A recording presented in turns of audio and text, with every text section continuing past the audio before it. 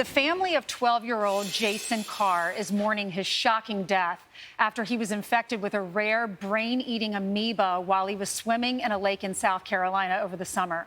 Jason's parents, Clarence and Ebony Carr, join us now. Thank you all so much for joining us. Thank you. Thank you for having us. You're welcome. Clarence, tell us what happened. Well, Jason went to a friend's house to celebrate the 4th of July weekend. And they had a full holiday full of swimming, fishing, boating, just being a bunch of little boys, doing what kids do. And when we went to pick them up, the next day, Jason was complaining about a headache. And we weren't really sure what was going on, so we gave him a Tylenol, and he said that he did feel somewhat better. The very next day, he complained about a headache again. And then we decided to take him to the doctor to just get him checked, see what was going on. With him being a multi-sport athlete, I thought maybe he was dehydrated because I know he plays hard, he's energetic, and I was really hoping that that's what was going on. Mm-hmm. Once we got to the doctor, they gave him a shot. I believe it was Toradol. Jason said that he was feeling somewhat better. So we went home and kind of had a normal night, video games, playing with his friends. So things kind of leveled out. The very next day, Jason went to baseball practice. After practice, he wanted to go to a friend's house and hang out and play for a little while. Mm-hmm. So while there, the friend's mother texted my wife and said, "Hey, Jason's complaining of a headache again."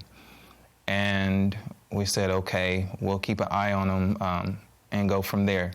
Well, she texted back saying that he was vomiting.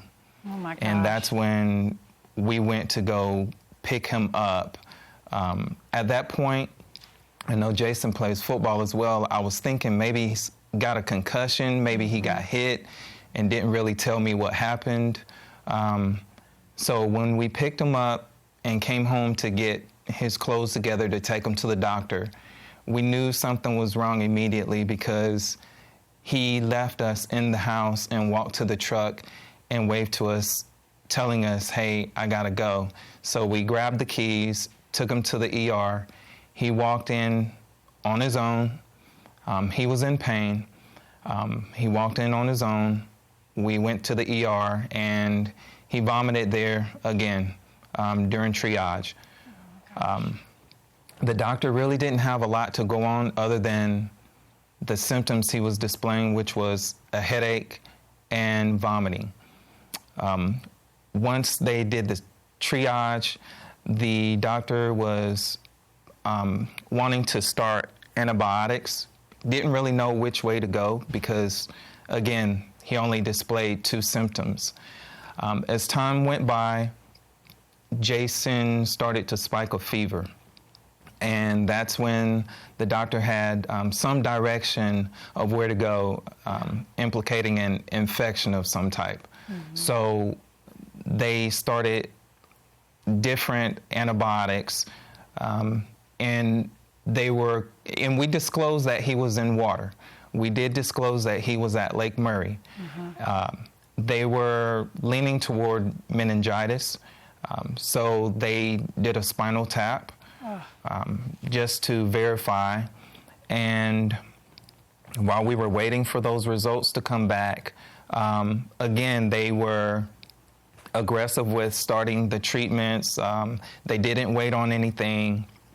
They just weren't sure which direction to go. And unfortunately, the culture came back showing that Jason was infected with the amoeba. Y'all, I am so sorry. We all who grew up in Columbia, that's where we all learned to water ski and swim. Ebony, he was a great athlete. I know he was in middle school, played on the B team and JV for Dreher High School. He was first chair flute, also helped special needs kids at his school that y'all didn't even know about until after he passed away. We are so saddened. I know that they test the waters in the beaches.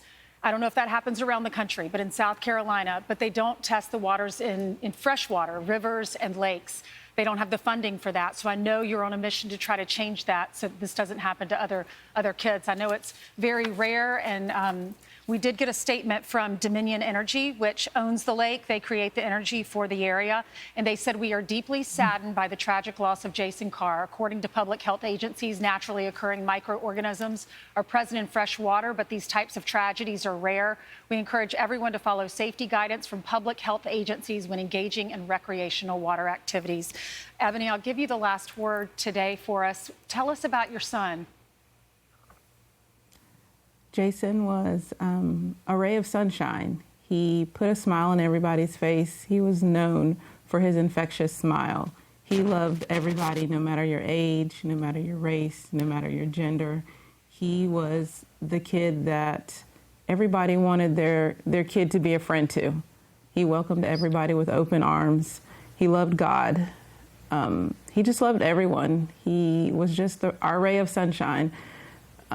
I cherish the moments that we have with him. I'm going to miss the moments that we're not going to have with him, like his first dance, his prom, going to college.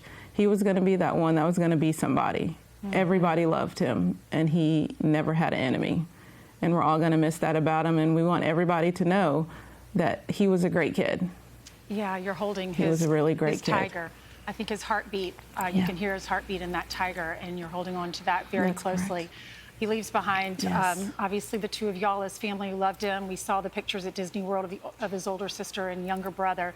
If there's one tip that you can give parents to avoid this, what is it? Do your research. If you're doing something that you've never done before, do your research. Also, these companies out here, if you know that there's something out there that could potentially be deadly, let people know so that they can make their own informed decision on whether or not they want to take that chance. Okay. God bless you both. Thank you so much.